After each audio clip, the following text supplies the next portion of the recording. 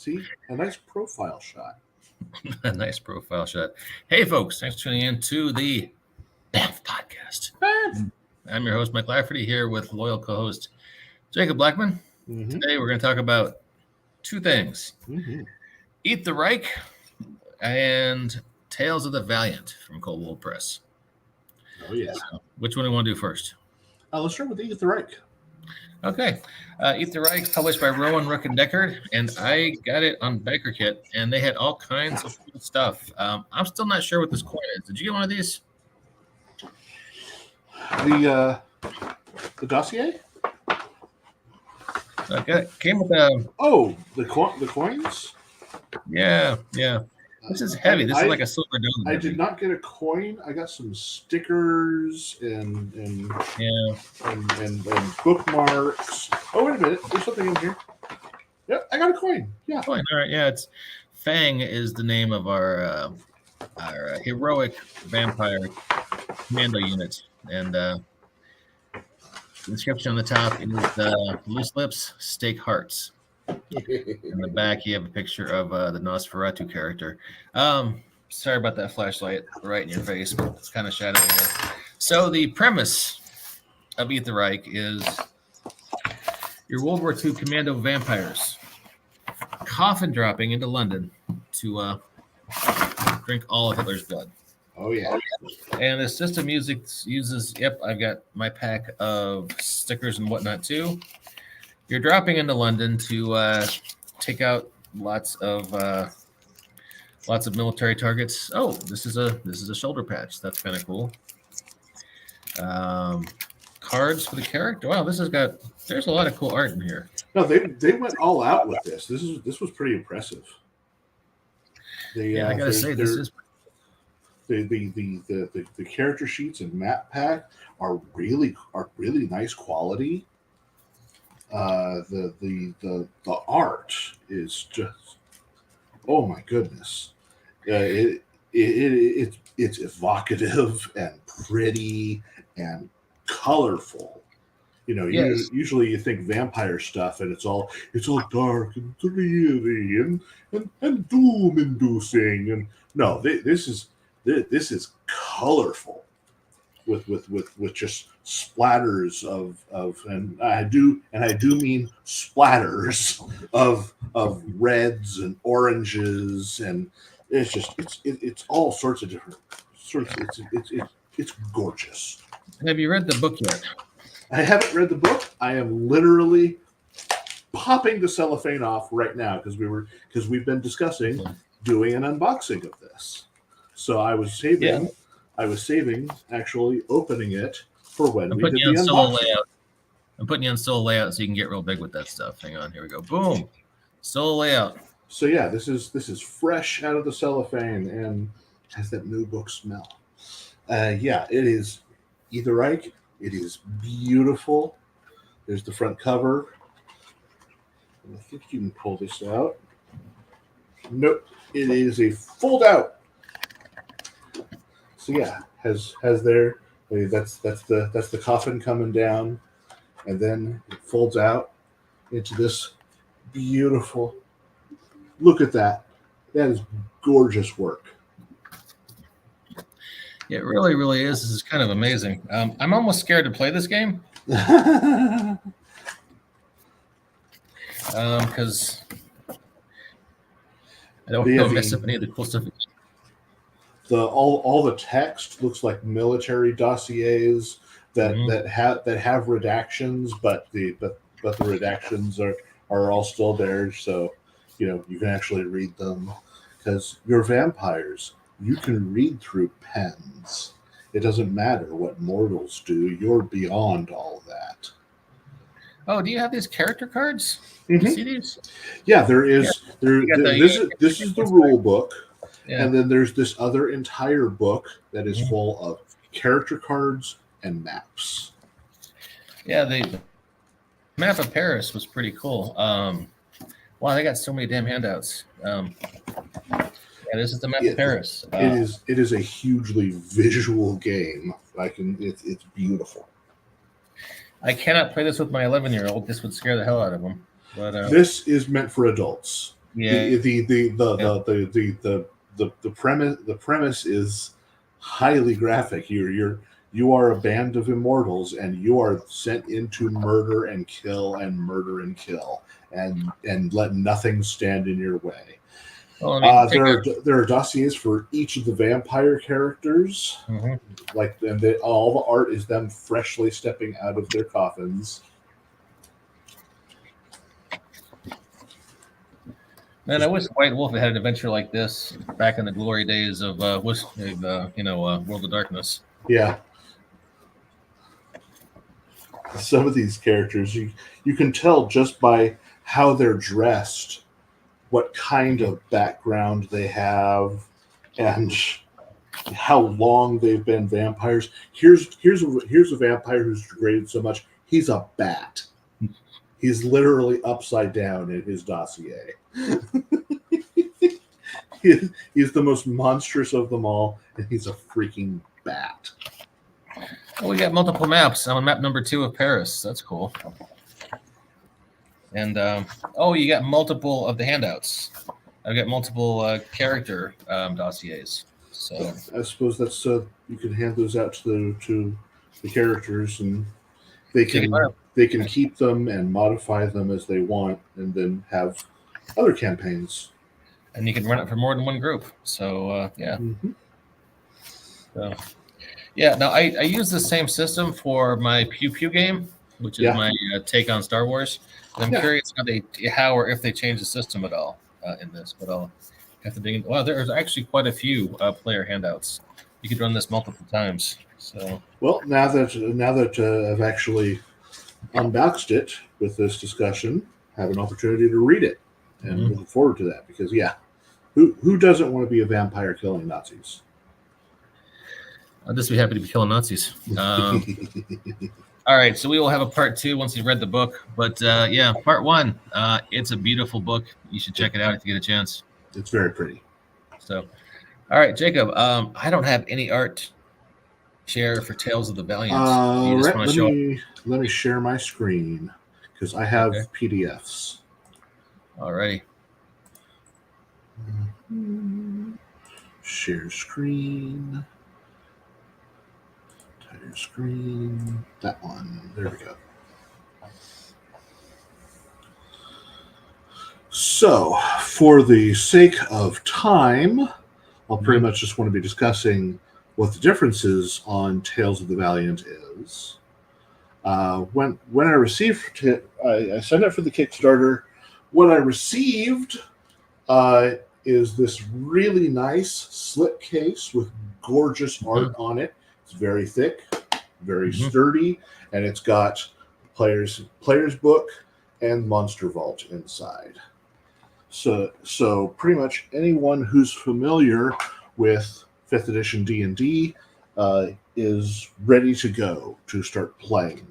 I also received a GM screen, and it's very nice, very high quality, has the thick cardboard, all that. So, in terms of what's different with this system, when I was giving this thing my read through, I would equivalent Tales of the Valiant to 5th edition as what Pathfinder was to 3.5 D&D.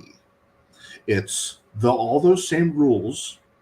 You're going to be intimately familiar with the system, but it's had some nice little tweaks and upgrades. Okay, what's for tweaks? Instead of, there's the usual, advantage and disadvantage system in here, but instead of inspiration, there is a luck point mechanic. Over the course of a game, you get, and you spend and use and receive luck points. Your character can have as many as 5 luck at a time, and you can use luck to improve your rolls. For when you make a roll, if you've just missed it by a couple, you missed a roll by 2. If you have 2 luck, you can spend it on a 1-by-1 basis, turn that 13 into a 15, and you've succeeded. Okay. Alternatively, if you've missed a roll by a whole bunch, if you have 3 luck, you can spend it like you spend an inspiration and re-roll the die entirely. So 3 luck equal 1 reroll. Exactly.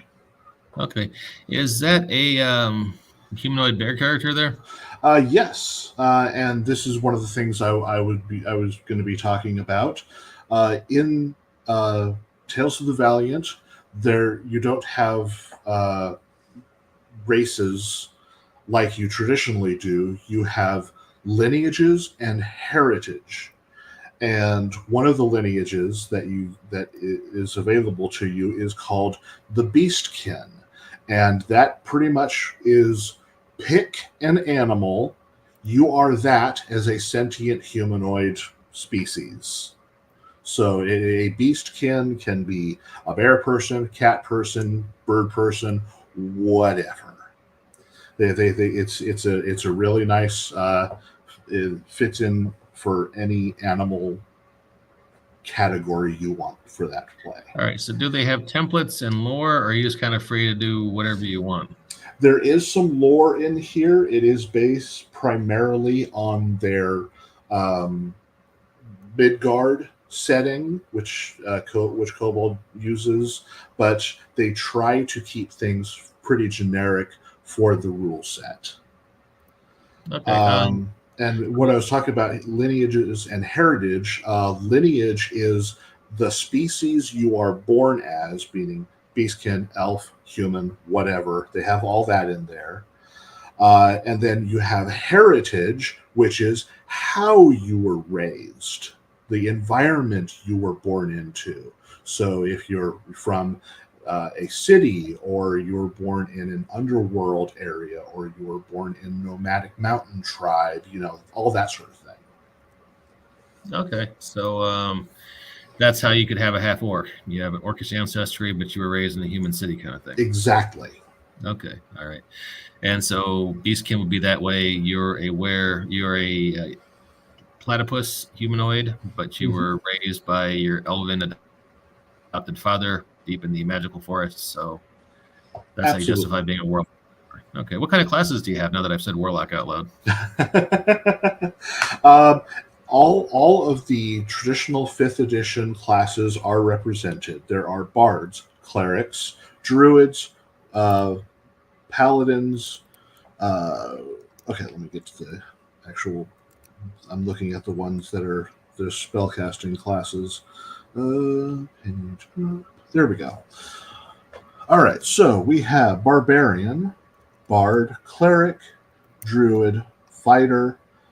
This one is specific to Tales of the Valiant. This is the mechanist, monk, paladin, ranger, rogue, sorcerer, warlock, and wizard.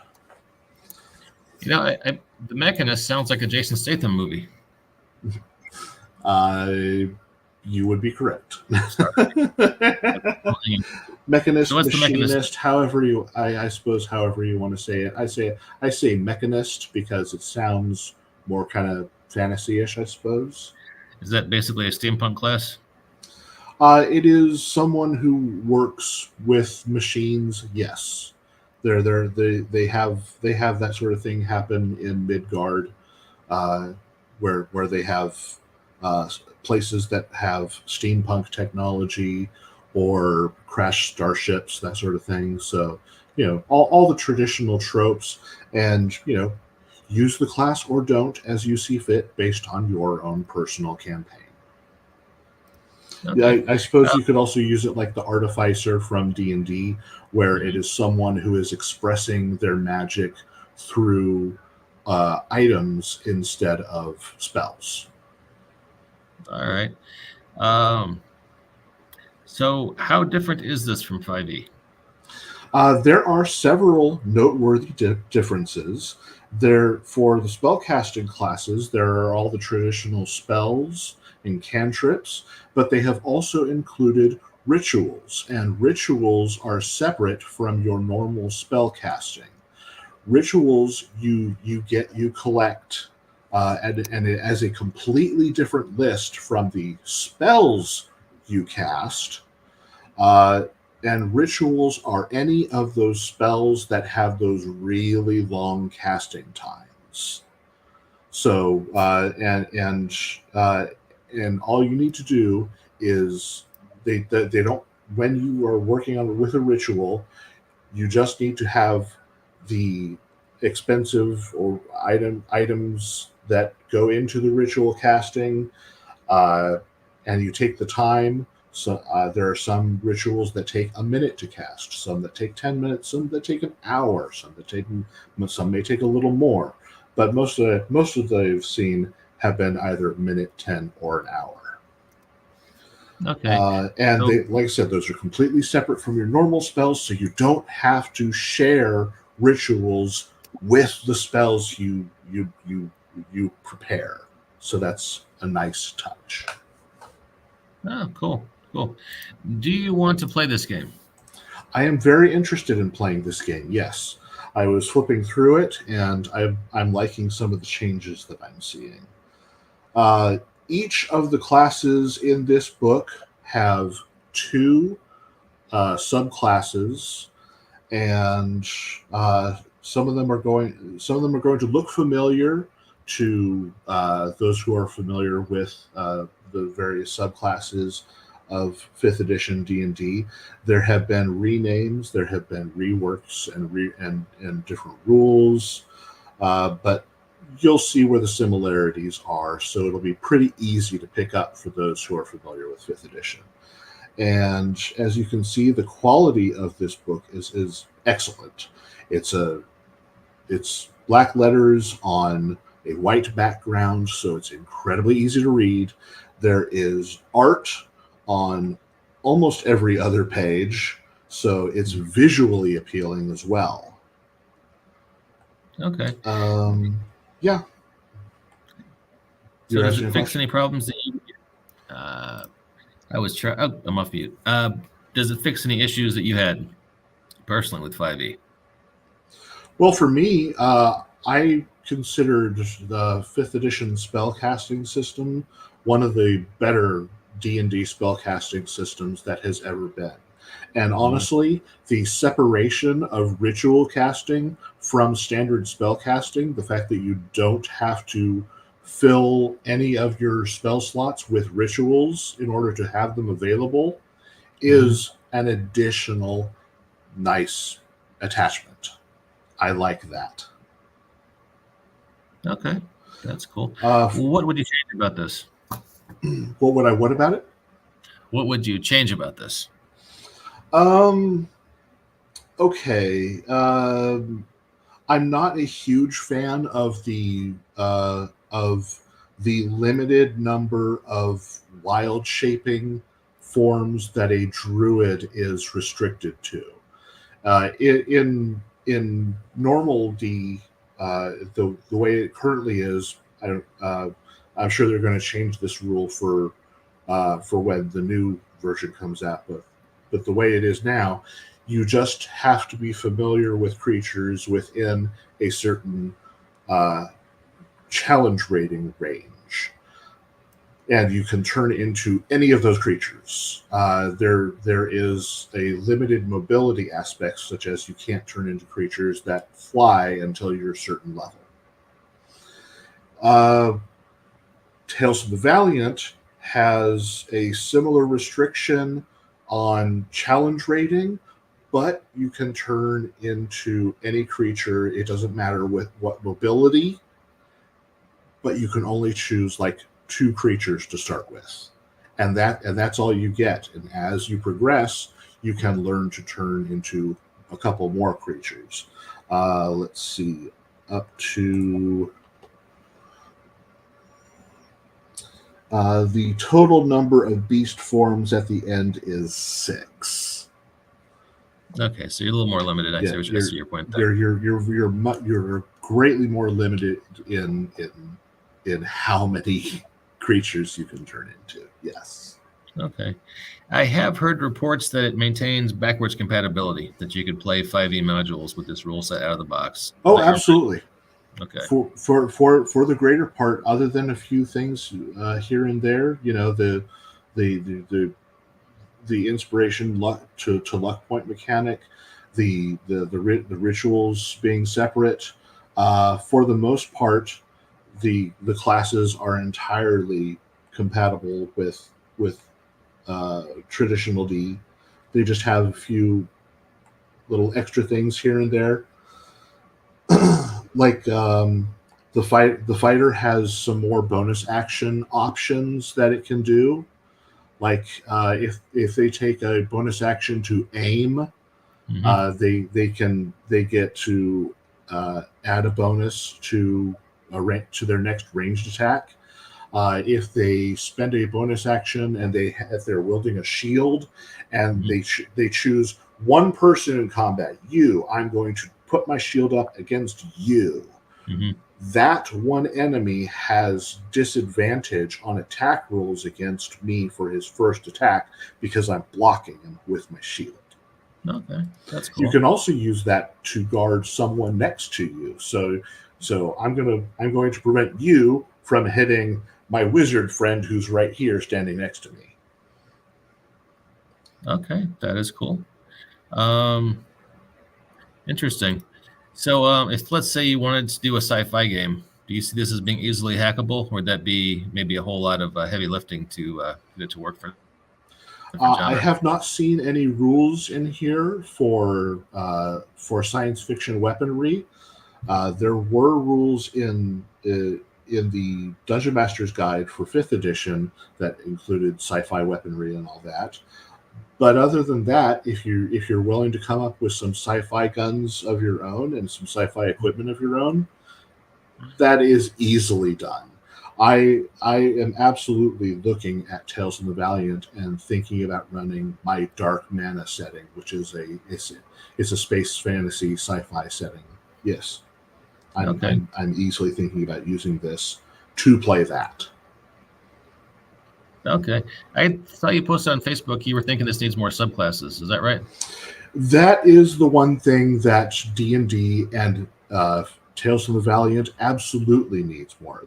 This book only has 2 subclasses for each class, and I need more. I need so many more. Give me more subclasses. I need a source book like the old 2nd and 3rd edition books. I need the complete book of fighters, and I need that book to be full of new fighter subclasses. I want the complete book of monks, the complete book of elves, and give me monk subclasses, give me elf themed subclasses for each class. Give me all that, and I will be very happy. Of course, this all should fall under open gaming license. So anyone who wants to make those as a third-party supplement should be able to do that pretty easily.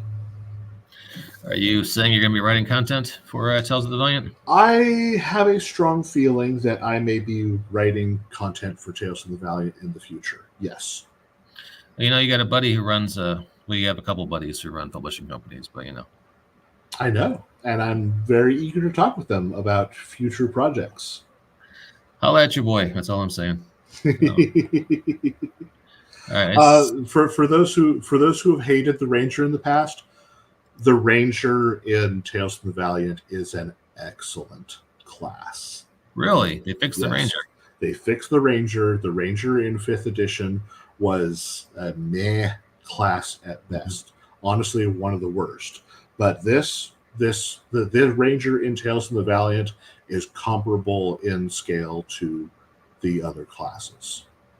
Kind of buried the lead. Fixing the Ranger is kind of a big deal. Okay. Sweet. Yeah, good looking book. Nice, clean layout, easy to read. I like the art. I don't know who the artist is, but all got a consistent tone and feel. Yeah. We have gold prices on the magic items. That's kind of a nice change back to the old school way of doing things. The other difference in this book that I should probably point out is their magic system. In the continuation of their magic system, there are the 9 circles of spells instead of calling them 9 levels, because level on your class level, on your spells. No, it's now circles of spells, and the higher your circle, the more powerful the spell is. So that's a slight change there. The types of spell are also different along the board. Your character has access to either arcane, divine, primordial, or weird. And as you can imagine, wizards and sorcerers are good at arcane stuff. Clerics and paladins are all good at divine. Rangers and druids are good with primordial, that has all the nature magic. And then weird is for other, because that's where you're talking about summoning extraplanar creatures and dealing with things beyond the known world. And that's usually reserved for the warlocks, who are all people that deal with extraplanar entities. Did this come with any sample adventures that you could run right out of the book? There are no sample adventures in the book. However, if you participated in the Kickstarter, like I did, they have sent me already like 3 or 4 PDFs of Tales from the Valiant themed adventures. Even before I received these books, I received those adventures. Oh, well, that's pretty cool. All right. So, honestly, I could, if I take the time to read one of those adventures, I could easily run this soon and quick, because I'm already generally familiar with 5th edition. I just need to familiarize myself a little more with the small little changes here and there, you know, because they exist. You know, there are some special abilities here and there that the classes have. There's like, oh, that's interesting.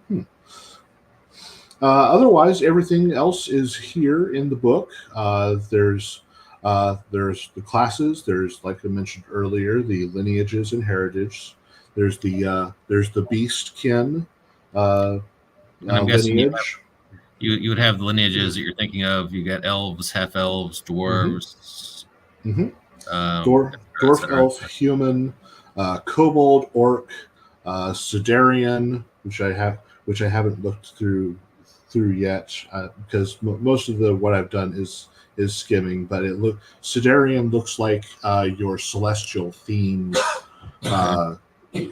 species, whether you are linked with angelic forces or fiendish forces. You have some planar blood in you. There's the small folk, which occupy gnomes and halflings, and then we get into the heritages, where is basically, you know, how and what environment you were raised in. So cloud, anointed, cosmopolitan, cottage, diaspora, fireforged, grove, nomadic, salvager, slayer, stone, supplicant, vexed, and wildlands. From there, you know, you get backgrounds like you did in 5th edition, and backgrounds give you some extra skill proficiencies, tool proficiencies, equipment, and a talent. Talent are what fills the feats. They call them talents in Tales of the Valiant. And they're separated into some categories. There's magic, martial, and technical. Okay. Cool. Beyond let me that, ask you this. All the standard stuff. All right. Which kind of brings me to my question. Let's say I got this book, I'm looking through it, I'm like, wow, this is awesome. I need to play this. How do I sell my group on this? Because it's basically 5e with some tweaks. So what's the sales pitch? Why do we switch to Tales of the Valiant? If you have found 5th edition not as much to your, if you like 5th edition, but you're wanting some additional flavor to your characters and to your equipment, and you want to play Tales of the Valiant, because it gives you those extra features that you might have otherwise been missing. For example, like the weapons all have little tags on them that let you do extra things. Whereas in the past, you could pretty much damage someone with them. The weapons in Tales of the Valiant let you have these little extra tags to them, which you can see along this category here. Like if you pick up a spear, you can pull or trip with it, and you don't need any extra skill with it. That's just something having and being trained with a spear can do. You can pull someone or trip them with it. Oh, that's cool. And obviously, if you just want to give a middle finger to WotC based on the whole OGL madness, Exactly. If you're not happy with a game company, you have something you can segue to. Give an independent company your money and not feel bad. Yeah, there we go. Any closing thoughts? Well, those are some nice weapon art. The art in this is gorgeous. I love the art in this. There is plentiful amounts of art in this.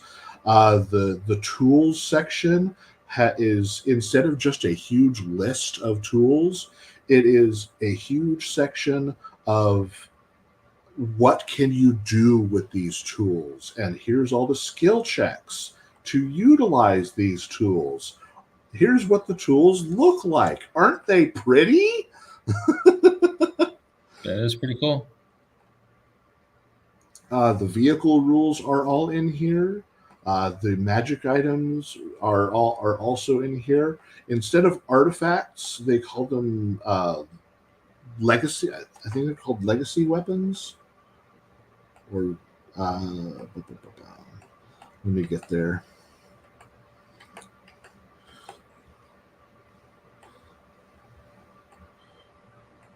But yeah, all the regular magic items are here. Another change from 5th edition: you could have 3 items that you were attuned to, and no more. You in Tales from the Valiant, you could attune to a number of magic items equal to your proficiency bonus. So as you increase in level, you can attune to more items, up to a 6 at your highest level. Okay, that's Tales of the Valiant? Yes. Okay, so more attunage. Yes. No. Fabled items, that's what they're called. Instead of artifacts, they are called fabled items. Okay. So, all right, cool. So closing thoughts? Closing thoughts, I am very happy with this book. It is a pretty book. It is easy to read. It's easy to pick up and understand. I look forward to running this for me and my friends, be it here locally with my normal game group, or online with my Banff buddies, because we sometimes get together for some gameplay online, and that's always fun. You want to do a demo? Let me know. I would love to go through a session or whatever you're willing to run of this. Okay, yeah, I'll see about getting something together once I've given the rules a full read through, as opposed to just the cursory examination that I have currently given it. All right, cool.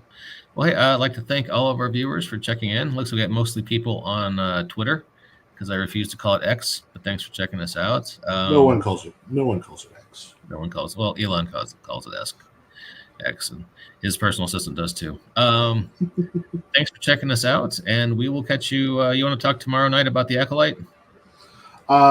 If my standard Thursday night game is not running, I will be happy to. Okay, well, I'll tell you what. How about we just punt to Friday or Saturday then? I've got to catch a plane tomorrow night anyway, so it'd be kind of tight. So that sounds like a better idea. Yeah, we'll be back Friday night, let's say 8 p.m. Mountain, to talk about Star Wars, the Acolyte, and why it might not be as bad as you've been hearing. So, Jacob, thanks for your time. Tales of the Valiant, you can pick it up, Kobold Press's website. Eat the Reich, you can get it Rowan, Rook, and Deckard. It's a whole bunch of Nazi killing, Nazi blood drinking fun. And we will catch you next time on the Banff Podcast. Banff.